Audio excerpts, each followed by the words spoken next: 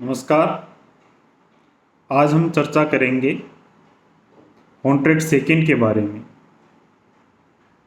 इससे पहले की जो क्लास हुई थी उसके अंदर हमने देखा था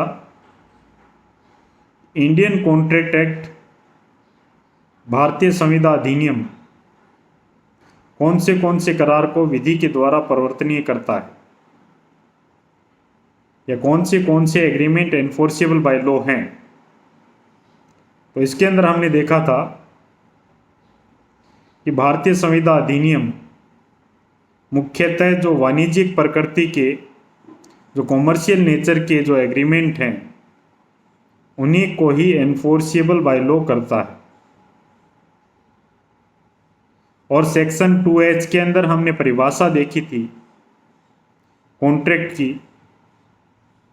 उसमें संविदा को परिभाषित किया गया है, वे करार जो कि विधि के द्वारा परिवर्तनीय होंगे संविदा कहलाएंगे। तो विधि के द्वारा परिवर्तनीय होने का क्या मतलब है, इसके लिए हमने इससे पहले की जो क्लास थी उसके अंदर चर्चा की थी। विधि के द्वारा परिवर्तनीय होने का मतलब है कि जिनके लिए भारतीय संविदा अधिनियम के अंदर लीगल रेमेडी विधिक उपचार का उपबंध किया गया। अगर कोई एग्रीमेंट एनफोर्सेबल बाय लॉ नहीं है तो उसके लिए भारतीय संविदा अधिनियम में कोई रेमेडी प्रोवाइड नहीं की गई। और इसी कड़ी में अगर हम आगे देखें तो सेक्शन 10 के अंदर बताया गया है कि कौन से करार संविदाएं हैं और करार को संविदा बनने के लिए सेक्शन 10 में 5 शर्तें, 5 बातों का उल्लेख किया गया है जो किसी करार के अंदर होनी आवश्यक है। सबसे पहला, कॉम्पिटेंट पार्टीज होनी चाहिए, सक्षम पक्षकार होने चाहिए। दूसरा, फ्री कंसेंट होनी चाहिए, स्वतंत्र सहमति होनी चाहिए। तीसरा, लॉफुल ऑब्जेक्ट होना चाहिए, विधिपूर्ण उद्देश्य होना चाहिए। चौथा, लॉफुल कंसिडरेशन होना चाहिए, विधिपूर्ण प्रतिफल होना चाहिए।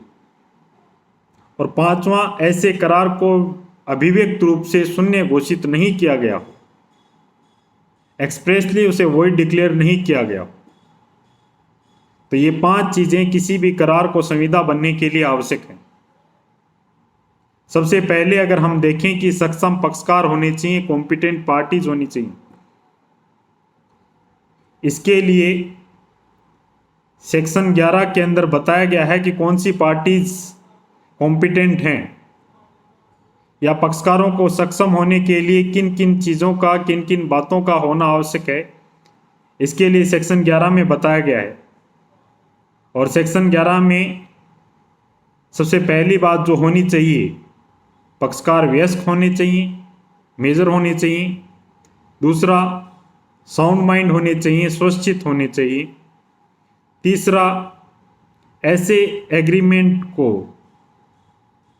करने के लिए, ऐसे कॉन्ट्रैक्ट को करने के लिए पार्टीज को डिस्क्वालीफाई नहीं किया गया हो, संविदा करने से उन्हें निर्हरित नहीं किया गया। सबसे पहला कि पार्टीज मेजर होनी चाहिए। इसके लिए हम पहले की क्लास में भी डिस्कस कर चुके हैं और हमने देखा था उसके अंदर मौरी बीबी वर्सेस धर्मदास घोष का केस। दूसरा, साउंड माइंड होने चाहिए, स्वशिक्षित होने चाहिए। स्वशिक्षित का क्या मतलब है? स्वशिक्षित के लिए सेक्शन 12 के अंदर बताया गया है कि कौन सी पार्टीज, कौन से पक्षकार स्वशिक्षित होंगे। और इसके अंदर बताया गया है कि ऐसे पक्षकार जो कि संविदा को समझने में और अपने हितों पर उसके प्रभाव के बारे में युक्तिसंगत निर्णय लेने में अगर समर्थ हैं तो वो पक्षकार स्वशिक्षित कहलाएंगे।